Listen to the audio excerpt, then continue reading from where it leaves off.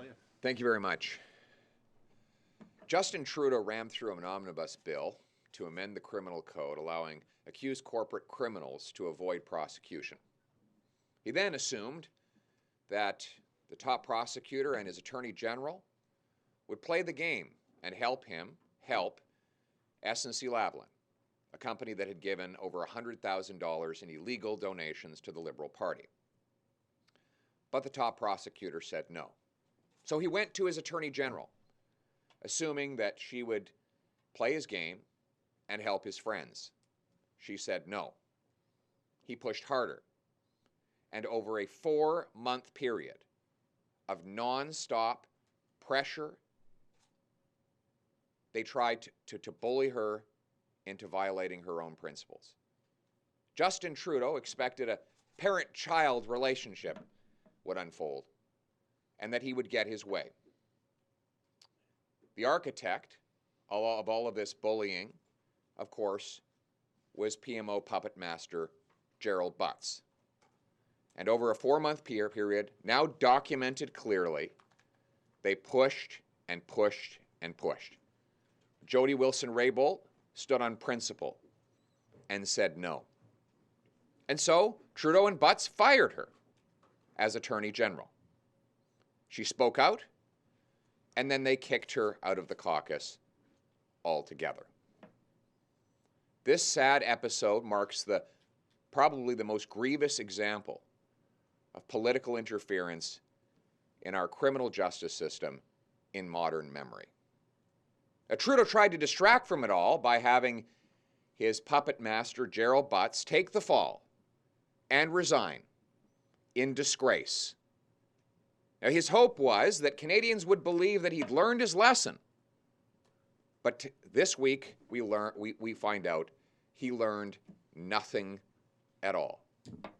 Gerald Butts is back, the Lav scamsters are reunited, and nothing has changed.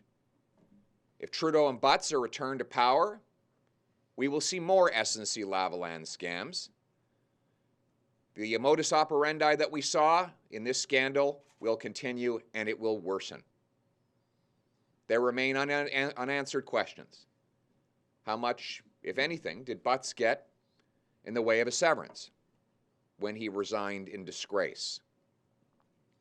Is Justin Trudeau planning to extend a special deal to SNC-Lavalin if he's reelected? Has he already privately made a decision to give the company a deal?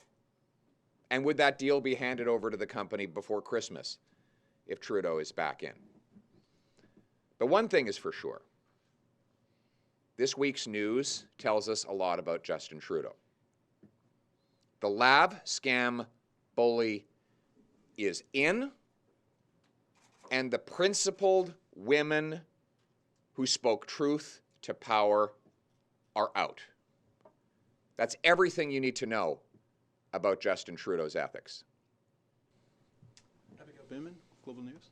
The SNC case had an impact on the Liberals months ago in the polls. I'm wondering what message you think bringing Gerald Butts back sends to voters now, this many months later. Well, when Gerald Butts took the fall and resigned in disgrace in the SNC-Lavalin scandal, Trudeau was trying to tell voters, don't worry, I've learned my lesson, I'm a changed man. Now we know this is the same SNC-Lavalin scamster as existed only a few months ago. Justin Trudeau has not changed. There will be more SNC-Lavalin scandals, and we know that because he brought back the very architect of that scandal to serve at the center of his decision-making organization. Justin Trudeau will repeat this conduct over and over again because he believes he can get away with it. Rachel Manuel. I'm just going to go back to Gerald Butts. You said that Prime Minister Trudeau keeps continuing these actions because he thinks he can get away with it. If the Liberals are re-elected, do you think that would kind of reaffirm his belief that he can, in fact, get away with it? Yes. Okay. Is that all the questions? Thank you very much. Oh. Sorry, I just wanted colleagues just asking if I can get you on Huawei in English, just to repeat what you were saying earlier.